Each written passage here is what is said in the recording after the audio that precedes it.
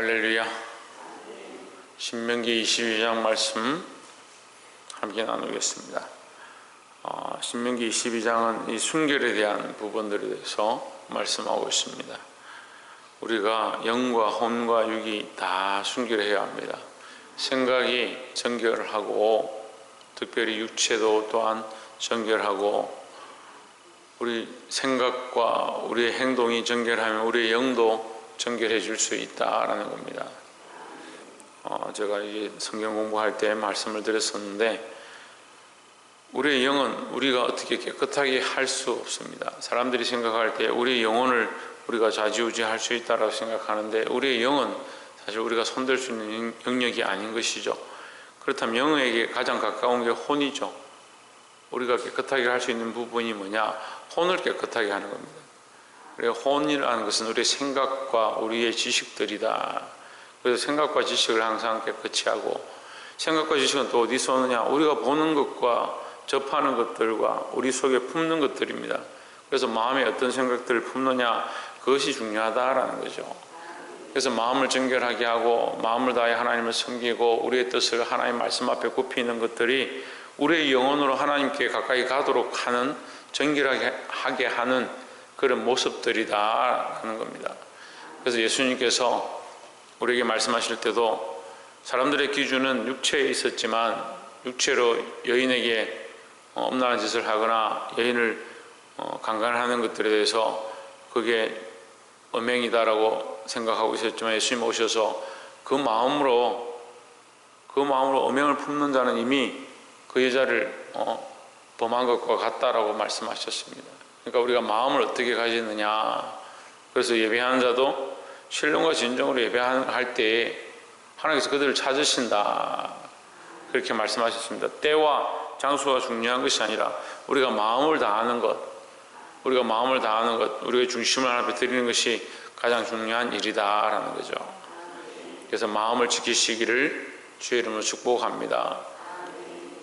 신명기 22장 1절에 보시면, 내 형제의 우양이 길을 잃은 것을 보거든 못 본 채 하지 말고 너는 반드시 그러다가 내 형제에게 돌릴 것이요. 2절에 내 형제가 내게서 멀거나 내가 혹 그를 알지 못하거든 그 짐승을 내 집으로 끌고 가서 내 형제가 찾기까지 내게 두었다가 그에게 돌릴지니 있습니다. 자, 심지어는 이 우양뿐만 아니고 3절에 보면 나귀도 의복도 그리하고 무릇 형제의 일은 아무 것이든지 내가 얻거든 다 그리하고 못 본 채 하지 말 것이며 했습니다. 자, 우리가 이 말씀을 보면, 이게 말씀을 적용할 때 우리가 너무 언어적으로 적용하면 이게 어려운 거죠. 그래서 제가 오늘 이 말씀들을 계속해서 풀어가면서 그 영적인 관점들로 또 신약적인 관점들로 말씀을 전하니까, 사람들이 어떤 이들은 목사님 너무 자꾸 영적으로만 해석하는 거 아닙니까? 너무 자꾸 신약적인 관점만 해석하는 거 아닙니까? 이런 얘기를 하시는데, 그렇지 않습니다. 말씀은 통전적으로 봐야 하고, 특별히 하나님은 영이시니까 영의 관점이 또한 필요한 것입니다. 그런데 22장에서 보면 우양이 잃어버린 것 했으니까, 오늘 우양을 키우는 사람들이 몇 명 되겠습니까? 양과 소를 키우는 사람들이 몇 명 되겠습니까? 그러니까 우리가 양과 소가 잃어버린 것을 길에서 만나기가 평생에 한 번 그런 기회가 있겠습니까? 요즘 제가 좀 우습게 자꾸 설교를 하는 것 같은데, 어제도 우리 집 사람 머리를 밀면 어떻게 할까, 그래 사람들이 그런 비유를 하면 사모님 속상하지 않겠습니까? 어제 사모님이 박장대소를 하더라고요. 이 사람의 가치 기준이 외모에 있는 거죠. 그러니까 외모를 취하는 것보다 그의 심성을 보는 게 중요하니까, 네가 그의 아름다움을 보고 취할 것 같으면 머리를 밀고 손톱을 깎고 그의 아름다움을 네가 보는 관점들을 취하고 나서 한 달이나 지내보고, 그래도 여전히 그 여인을 사랑하는 마음이 있으면 그를 아내로 삼아라, 이제 그런 말씀을 했습니다. 여기도 우양을 잃어버린 우양을 우리가 만나기가 참 하늘의 별따기와 같은 그런 시대입니다. 그럼 우양은 뭘 얘기합니까? 양은 생명을 얘기합니다. 이스라엘의 잃어버린 자라 할 때 잃어버린 영혼들이죠. 그래서 예수님은 이스라엘의 잃어버린 자들을 위하여 오셨다, 그들을 찾기 위해서 오셨다 하실 때 이스라엘의 잃어버린 백성들을 찾기 위해서 오셨다, 하나님의 백성들을 다시 그 자리를 돌리기 위해서 오셨다라고 말씀하고 있습니다. 그러면 우리가 이 말씀을 우양을 잃어버린 것, 형제 잃어버린 것을 내가 보거든 못 본 채 하지 마라, 그럼 이것은 사람을 적용할 수 있는 겁니다. 우리가 보다가 형제의 자녀들이나 우리가 알고 있는 형제들이나 하나님의 백성들이나 그들이 잃어버린 바 되었고 하나님을 떠나 있고 하나님의 관계가 끊어져 있는 것을 만나거든 네가 못 본 채 하지 말라는 거죠. 그게 누구에게 돌려야 되냐? 다시 하나님께로 돌려야 한다는 거죠. 다시 예수 그리스도에게로 돌아오게 하는데 우리가 힘을 써야 한다라는 겁니다. 그러니까 여기 이제 3절에 보시면 나귀뿐만 아니고 그의 소유 모든 것을 다 말한다는 거죠. 그러니까 우리에게 물론 우리가 형제들의 뭘 잃어버린 게 있으면 당연히 돌려줘야 되고, 더 나아가서 영적으로 우리에게 영적으로 잃어버린 생명들, 그리스도와의 관계가 끊어진 자들, 하나님의 잃어버린 자들을 만난다면 우리가 그들을 다시 하나님께로 돌아오게 하기 위하여 온 힘을 쓰고, 이것이 사마리아인의 비유와 비슷합니다. 그렇죠? 거기 강도 만난 자의 이웃이 누구냐? 강도 만난 자에게는 뭐가 없습니까? 예? 강도 만난 자에게 뭐가 없을 것 같아요? 이웃이 없죠. 그렇죠? 강도 만난 자에게는 이웃이 없습니다. 왜? 다 무서워서 피해서 갔으니까. 강도 만난 자에 이웃이 없습니다. 누가 이웃이 되어야 되냐? 우리가 이웃이 될 것에 대해서 가르쳐 주는 겁니다. 우리가 이웃이 된다는 것은 뭐예요? 그들의 죽음의 장소에서, 버려진 장소에서 그들을 다시 찾아와서 회복해 하는 일들을 하는 겁니다. 그를 치료하고 여관에 내가 다시 오면 예비를 더 주겠다 하고 맡겨 그가 회복되도록 하는 일들을 하는 겁니다. 교회가 그런 일들을 해야 됩니다. 우리가 그런 일들을 해야 합니다. 잃어버린 자들, 하나님과 관계가 무너져 있는 자들, 영적으로 찢어진 자들, 상처받은 자들을 다시 회복해 하고 다시 돌아오게 하고 다시 주님께로 이끄는 역할들을 우리가 감당해야 될 것입니다. 두 번째로 나눌 말씀은 9절에 내가 포도원에 두 종자를 섞어 뿌리지 말라 그리하면 내가 뿌린 씨의 열매와 포도원의 소산이 다 빼앗김이 될까 하노라. 10절에 너는 소와 나귀를 결의하여 갈지 말며 11절에 양털과 배실로 섞어 짠 것을 입지 말지니라. 자, 9절에서 11절에는 이 두 가지를 같이 겸하여 하지 마라, 이제 이런 말씀들을 하고 있죠. 포도원에 두 종자를 섞어 뿌리지 말고 했습니다. 예수님 오셔서 포도원을 뭐라고 하느냐? 하나님 나라가 시작되었다. 천국이 시작되었다. 그래서 천국이 시작되었는데 천국이 하늘 위에서 시작된 모양도 되지만 이 땅에서 너희 앞에 펼쳐졌다. 근데 이 천국을 누구에게 맡겼냐? 우리에게 맡겼다. 청직이 된 우리에게 이 천국을 맡겼다. 이제 천국의 이 경영들을 시작해야 되는데 뭘 하느냐? 너희 인생의 삶을 살고 너희 사역들을 통해서 이 포도원을 경영해라. 그래서 거기에 많은 소출이 나게 하고 그 소출을 주인에게 돌리는 것이 너희가 해야 될 일이다. 그렇게 하면서 여러 가지 비유들을 하죠. 특별히 여기 달란트 비유가 나오죠. 한 달란트 맡은 종이 있고 세 달란트, 다섯 달란트 맡은 자들이 있다는 거예요. 그 맡은 것을 어떻게 합니까? 주인 올 때에 이 맡은 것을 남긴 것에 대하여 드려야 된다는 거예요. 주인에게 돌려드려야 된다는 거죠. 그런데 두 가지 종자를 섞어서 뿌리면 물론 다 망하지 않습니다. 어떤 것은 잘 되는 것도 있습니다. 할까 하노라 했으니까 빼앗김이 될까 하노라 했지 완전히 망하는 것은 아니다. 하지만 하지 마라. 될 수 있으면 하지 마라. 이제 그런 얘기죠. 우리가 두 마음을 품는다고 해서 단번에 망하지는 않습니다. 범사에 제가 보니까 두 마음을 품는 사람들이 참 많습니다. 간사한 생각들을 하는 사람들이 참 많이 있습니다. 겉으로는 예하지만 속으로는 아니요 하는 사람들이 많고, 그 아니요 속에도 할까 말까라 방황하는 마음들이 많이 있습니다. 근데 우리가 할 수만 있으면 하나님 앞에 정결해야 합니다. 어떻게 정결한 것이냐? 이 간사함을 품지 않는 거죠. 시기하고 질투하는 것과 간사가 어떻게 연결되느냐 묻는 사람들이 있습니다. 시기하고 질투하면 겉으로는 나는 네 밉지 않다, 나는 네 사랑한다, 나는 괜찮다 하지만 속으로 뭐합니까? 시기하고 질투하는 겁니다. 심지어 이 심한 사람들은 겉으로는 웃으면서 속으로는 부글부글 끓는 사람들이 있습니다. 백설공주와 일곱 난장이 우리는 우화로 보지만 사실 그 성경적인 관점으로 볼 수 있습니다. 이 마녀는 왜 마녀냐? 겉으로는 아름다운 여인으로 변장하고 왕을 홀리기도 하고 이 백설공주에게도 가까이 다가가지만 속으로는 악한 마녀입니다. 자기의 유익을 바라보고 나라 자체를 전몰시키는 그런 목적들을 들고 있는 겁니다. 우리가 어떠한 목적들로 이 땅에 살고 있느냐? 자기 유익을 위하여 자기 영광을 취하면서 살아가느냐?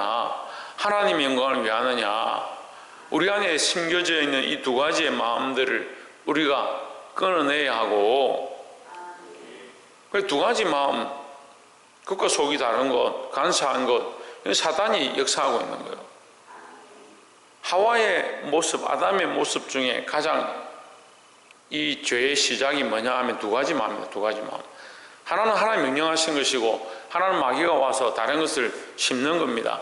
예수님 오셔서 좋은 씨앗 비유를, 좋은 옥토에 대한 비유를 할 때에 그 비유가 지나고 나서 예수님 무슨 말씀하시냐면, 주인이 좋은 것을 뿌렸는데 밤에 마귀가 와서 악한 것들 그 사이에 뿌렸다, 가라지를 뿌렸다라고 말씀하시는 겁니다. 이것이 두 가지죠. 두 가지 종자에 대해서 얘기하는 겁니다. 포도원에 두 가지를 심지 마라. 너에게 하나님께서 주신 그 첫 번째 마음, 하나님을 사랑하는 그 첫 번째 마음, 그 순수함을 잃지 마라. 왜 자꾸 악한 생각들을 하고 너를 위한 생각들을 가지고 혹 그럴까 하는 생각들을 가져서 하나님과의 관계가 무너지게 하고 하나님의 마음을 아프게 하느냐. 사랑하는 성도 여러분, 늘 말씀 앞에 서고 늘 순결하게 서고 하나님의 말씀대로 살고 이 첫사랑을 회복할 수 있는 저와 여러분 되시기를 주의 이름으로 축복합니다. 마지막 세 번째로 13절에 보시면, 누구든지 아내를 취하여 그와 동침한 후에 그를 미워하여 14절에 비방거리를 만들어 그에게 누명을 씌워 이르되 내가 이 여자를 취하였더니 그와 동침할 때에 그의 처녀인 표적을 보지 못하였노라 하면, 16절에 보시면 처녀의 아비가 장로들에게 말하기를 내 딸을 이 사람에게 아내로 주었더니 그가 미워하여, 17절에 비방거리를 만들어 말하기를 내가 내 딸의 처녀인 표적을 보지 못하였노라 하나 보라 내 딸의 처녀인 표적이 이것이라 하고 그 부모가 그 자리 옷을 그 성읍 장로들의 앞에 펼 것이요 했습니다. 자, 참 오늘 이 시대에 이 말씀을 보면 참 난해한 것 같습니다. 이 시대에 처녀인 사람이 드물고 총각인 사람들이 드문 시대에 순결함을 지키고 자기의 정결을 지키고 살아가는 사람들이 참 드문 시대에 말씀이 이렇게 적용되어지는데, 말씀이 참 애매하구나, 어렵구나, 이거 지금 오늘 이 시대에 적용되겠느냐 그렇게 생각하지만 사실은 본문의 기본적인 것들이 이 말씀을 통해서 오히려 더 적용이 되고 있습니다. 이 간통이나 강간 사건에 대해서 성경의 관점들을 보는 거죠. 여기 보면 성읍 안에서 처녀가 강간을 당한다. 그럼 소리를 지르지 않았다. 그럼 둘 다 죽여라. 왜? 소리만 질렀으면 사람들이 그를 보았기 때문에, 그를 도울 수 있었기 때문에. 그런데 성 밖에서 사람들이 없는 곳에서 강간을 당했다면 그 여자는 살리고 그 남자는 죽여라. 그렇지 않으면 값을 주고 그 남자를 평생 그와 살게 해라. 이제 그런 기준들을 가집니다. 근데 오늘 제가 이제 나누고 싶은 말씀은 이것은 오늘날 이 시대의 관점들과 같은 거죠.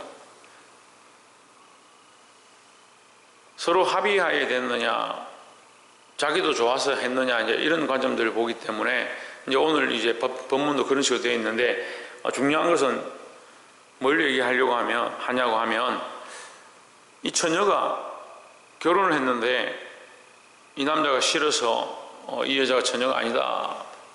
그런데 이 여자가 이길 수 있는 유일한 방법은 뭐냐? 그의 자리 옷을 가지고 오는 것이다. 그렇게 얘기합니다. 그럼 왜 이것이 이김의 증거가 됐느냐? 이게 순결이 결국 승리의 원동력이다. 이제 그런 의미로 볼 수 있습니다. 우리가 하나님 앞에 순결한 것이 승리의 원동력입니다. 때로는 사람들과 얘기를 하다 보면, 또는 때로는 사람들과 만나다 보면 오해하고 미워하고 질투하고 공격을 당할 수가 있습니다.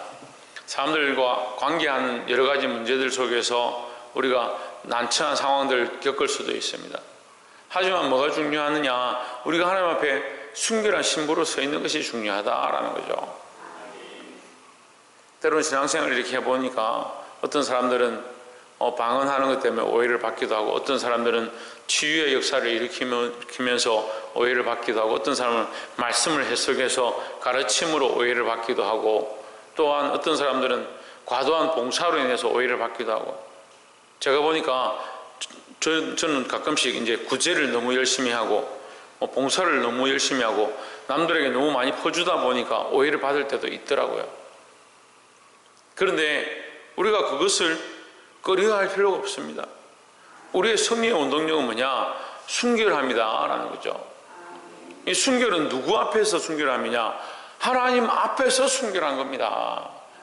세상이 인정해주는 순결을 바라는 게 아니고, 하나님이 우리의 마음을 아시고 우리의 중심을 아시고, 세상이 때로는 우리를 오해하고, 때로는 우리가 전도하는 것, 우리가 복음 전하는 것, 우리가 값없이 헌신하는 것, 값없이 나눠주는 것들에 대해서 오해할 수 있습니다.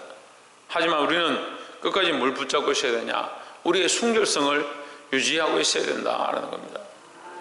이 순결은 누구 앞에 순결이라 했습니까? 하나님 앞에 순결합니다.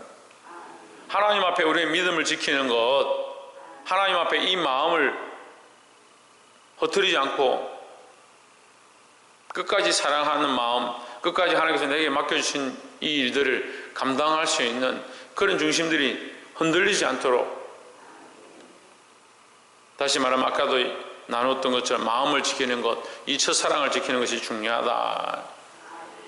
이 하나님과의 첫사랑을 잘 지켜서 세상이 우리를 오해하고 우리를 알아주지 않는다 하더라도, 우리를 순결한 처녀처럼 보지 않는다 하더라도 순수한 마음을 하나님 앞에 믿음으로 서서 끝까지 이 일들을 감당하시기를 주의 이름으로 축복합니다. 더불어 덧붙이면 어떤 분들은 여러 가지 오해들을 많이 사는 걸 봤습니다. 비방을 받는 것들을 봤습니다. 교회 봉사를 많이 하니까 니만 봉사를 하냐, 왜 그렇게 교회 가서 붙어 있느냐, 이제 이런 오해도 사고, 이제 아이들을 너무 사랑하고 섬기다 보니까 왜 아이들에게 그렇게 다 퍼주고 그렇게 헌신하느냐, 그런 오해들을 받습니다. 그런 오해들 충분히 받죠. 하지만 우리를 알아주시는 분은 누구냐? 하나님이다. 여러분, 믿음으로 이것들을 행하시고, 오늘도 이 땅에 여러분 새벽 제단에 나와서 기도하는데 하나님 여러분 마음을 다 알아주십니다. 사람들이 우리가 새벽 기도 나오는 거 알아주겠나?